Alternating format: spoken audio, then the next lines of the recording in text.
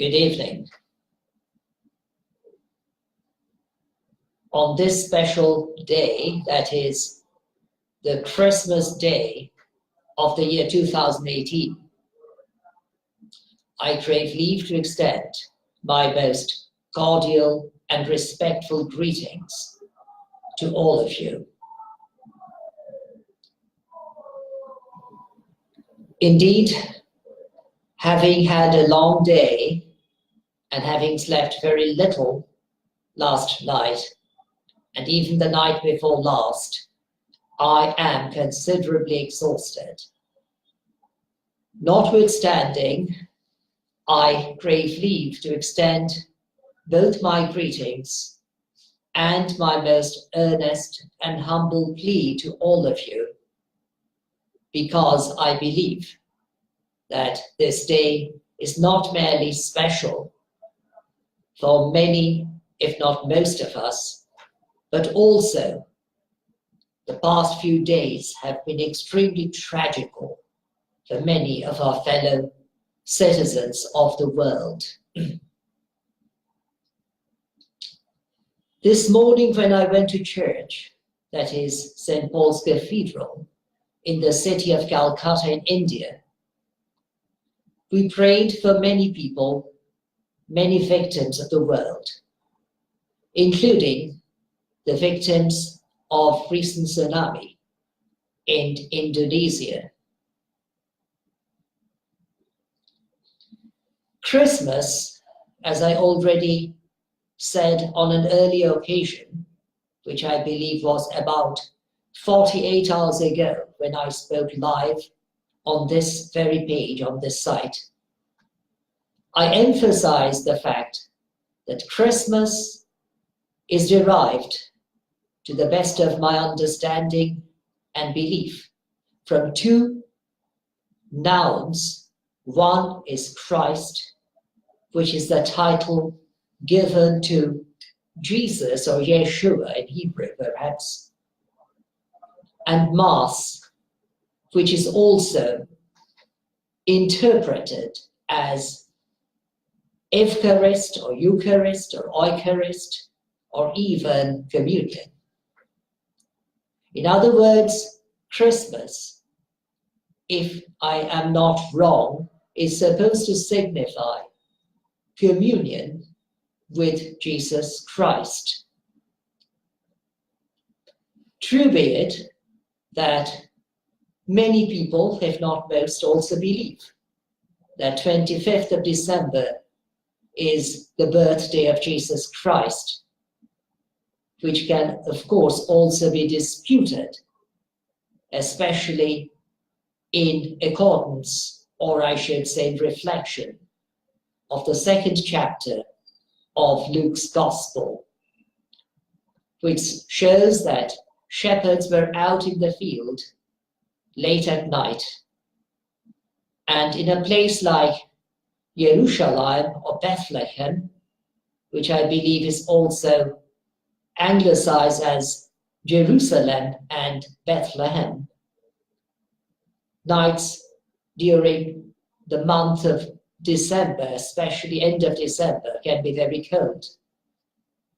And it is believed that Jesus Christ might have been born on another part of the year, as the Holy Bible, including the Gospels, do not state clearly when, during which month Jesus Christ was born. And I may add that unlike the Holy Passover when he was crucified, the month and the date of his birth is unknown. What I believe is extremely significant over Christmas is the crib, the creche, or the manger. This is very significant in my life because this reminds me of the fact, or at least according to the best of my belief, my apologies for my error in pronunciation, that the King of all kings, or the Lord of all lords, left his glorious throne to be born among the poorest of the poor.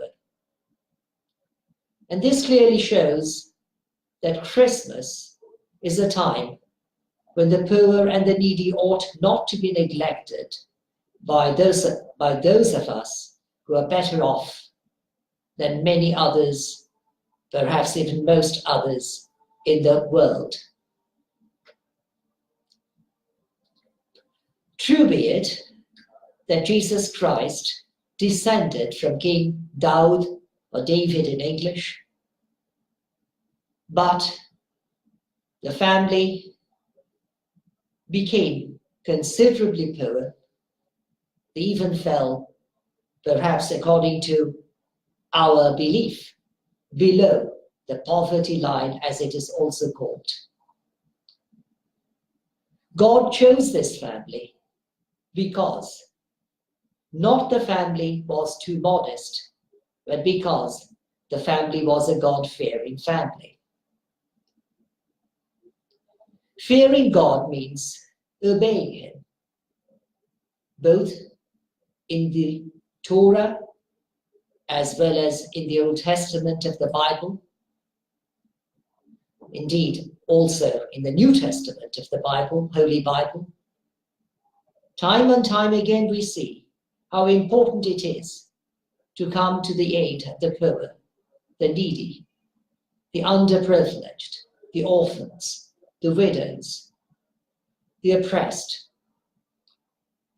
We cannot serve our Creator best if we ignore His creation, especially the creation, which according to both Torah and the Holy Bible was created in His image. I mean, in the image of our Creator. One figure which is very popular, at least to the best of my knowledge, is the figure of Santa Claus or Saint Nicholas. But the story of Saint Nicholas, and perhaps the story is based upon fact, because legends are often based upon facts, was that he was a very benevolent and self-giving person. He heard about a father's being extremely poor, in fact indebted, deeply indebted to others. And while being unable to pay back the debts, he decided to sell his 3 daughters into slavery. I do not mean simply slavery, but probably to the slavery which might have led to the immorality of those girls. When Nicholas, or I should say Saint Nicholas as he is called today, heard of this incident, he decided to save those girls, or as we may say, redeem those girls. At night when the members of the family were fast asleep, he put 3 golden coins or golden guineas into the stockings of those girls. And this has become a tradition that many traditional families still place the gifts in the stockings of their children from the night of Christmas Eve to the Christmas Day. But the morality of this story, according to my comprehension, however little that may be, is that we should come to the aid of the victims. Our Creator has given us this opportunity. Each of us is endowed with certain gifts, regardless of his or her background, the skin of his or her color, his or her qualification, his or her education, his or her status or stati in the society. But I believe that most of us who can afford a computer, whether this be a desktop or a laptop, or a tablet, or even a cell phone, which has access to the internet, are better off comparing to the 3/4 of the world's population. This means also that being better off, we are also called upon to come to the aid of the needy, the victims, the underprivileged, the oppressed. And indeed, slavery. The victims of slavery, however illegal this may be in our modern world, this is more widely practiced than ever before. Human beings are being trafficked, no doubt among them children and women are on the top of the list. They are trafficked from one country to another. Often they are misled under the belief that they would find a better job, a higher standard of living, or even in some cases, a husband of their choice. No doubt such information happened to be fake. Such information happened to be untrue. But the fact is that those of us who are aware of such situations have the duty. It may not be the legal one, but definitely the moral duty to come to the aid of those people, like St. Nicholas came to the aid of those 3 girls who were doomed to be sold into slavery. Christmas becomes meaningless if we simply celebrate Christmas lavishly, forgetting the needs of our fellow citizens of the world, however far or near they may be. Whether they be the victims of tsunami in Indonesia at this moment, or the victims of starvation, even starvation leading to death in a remote country like Yemen, far away on a different continent in my case, or even our next door neighbor who may be too poor to afford a proper Christmas meal. It may not be adjacent to our household or our residence, but those neighbors are our neighbors, even if they live a way off, a distance away from our residential houses. We have this duty. My most respected friends, I call you friends because I believe that friendship is something that is very important in life. As I stated once before, after my Creator, my most precious gifts are my friends, or the circle of my friends. True friendship is more precious than gold in my case, at least in my view. Believe me or not, the fact is and remains that we have a duty to perform. We have a task to accomplish.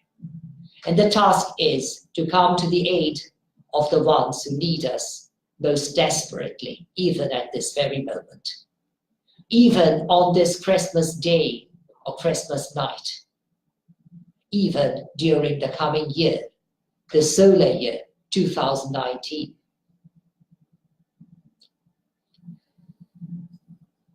The Creator, according to the New Testament, did not merely love a certain race, a certain group of people, or a certain community of people. He loved the world. According to John's Gospel, a well-known verse to many, if not most of us, John chapter 3, verse 16, which says something like this. For God so loved the world that he gave his only Son, that whoever believes in him should not perish, but have eternal life.